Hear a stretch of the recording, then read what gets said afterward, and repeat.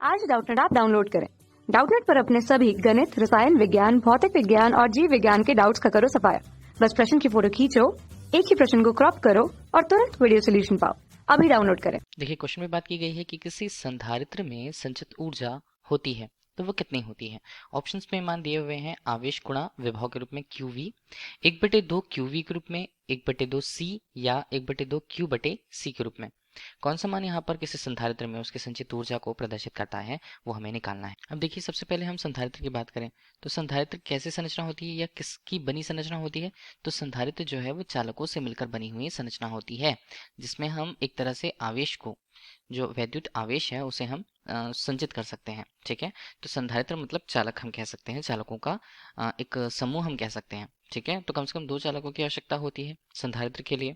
तो इस तरह से प्रत्येक चालक है उसे अगर हमें आवेशित करना है, ठीक है, तो आवेशित करने के लिए हमें कुछ ना कुछ कार्य करना पड़ेगा। तो अगर चालकों को आवेशित करने के लिए हमें कुछ कार्य करना पड़ता है तो वो कार्य क्या होता है, वो जो कार्य है वो इसी चालक में उसमें वैद्युत स्थितिज ऊर्जा के रूप में संचित हो जाती है। हम आवेशित चालकों के लिए उसकी कुल ऊर्जा के रूप में कहते हैं। ठीक है, अब मान लीजिए हमारे पास कोई चालक होता है, तो सामान्य रूप से अगर चालक को बताएं तो एक हमने समांतर प्लेट संधारित्र ही ले लिया। ठीक है, समांतर प्लेट संधारित्र लिया जिसमें दोनों प्लेटों के मध्य की कोई एक निश्चित दूरी है। अब ये हम कह पाते हैं कि एक पर जो आवेश होगा वो दूसरा आवेश होगा और दूसरे पर जो आवेश होगा उसका विपरीत आवेश होगा। अब इस बीच अगर आवेश हम दें इसे, ठीक है, तो आवेश हमने दे दिया तो मान लीजिए ये धनात्मक आवेश वाला हिस्सा होता है और ये दूसरा प्लेट जो होता है ऋणात्मक आवेश वाला हिस्सा होता है। तो ए हमने ले लिया और बी हमने ले लिया, कुल मिलाकर के अभी हम इस एक निकाय को संधारित्र कह सकते हैं। ठीक है, अब आवेश का परिमाण मान लीजिए हमने क्यू दिया था, उसे धन क्यू आवेश दिया था, हम ये मान के चलते हैं तो होगा क्या। अब हम ये जानते हैं कि जब भी आवेश दिया जाता है तो चालक में वो एक साथ नहीं जाएगा।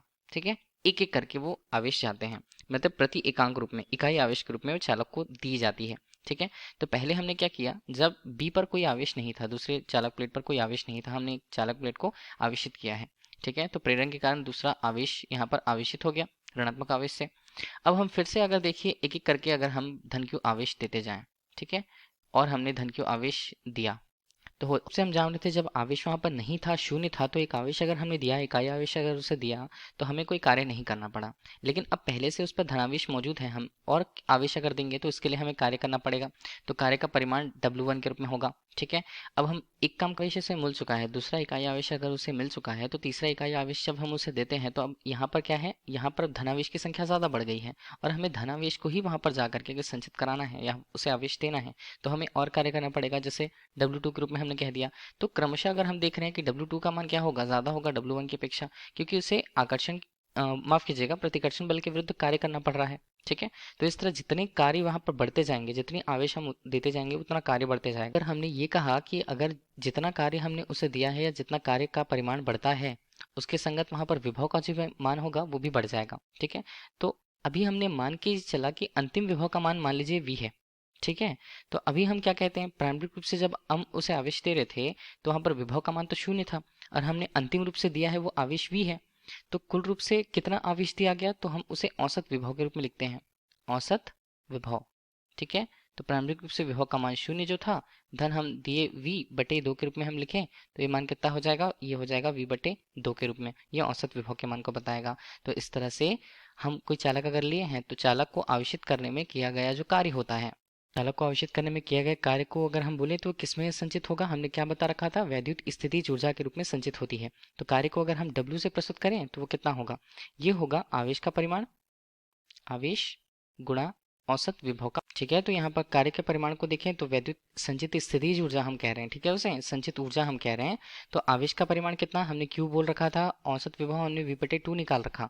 तो ये कार्य के रूप में जो ऊर्जा होगी, देखिए संचित ऊर्जा हम उसे कह दें तो कितना होगा, 1/2 QV के रूप में होगा। ठीक है, तो इस तरह से ये जो मान हमारे पास हुआ ये क्या बता रहा है, QV के मान को बता रहा है और यही हमारे लिए संचित ऊर्जा का परिमाण है। ठीक है, तो संचित ऊर्जा 1/2 QV के रूप में मिल रही है। कहाँ पर मिल रहा है ये विकल्प में, हमें ये मिल रहा है विकल्प बी पर, तो विकल्प बी क्वेश्चन का राइट आंसर है। Thank you. कक्षा 6 से 12वीं से लेकर नीट, IIT, JEE वो एडवांस के लेवल तक 1 करोड़ से ज्यादा छात्रों का भरोसा। आज ही डाउनलोड करें डाउटनेट ऐप या व्हाट्सएप करें अपने सारे डाउट्स 8400 400 400 पर।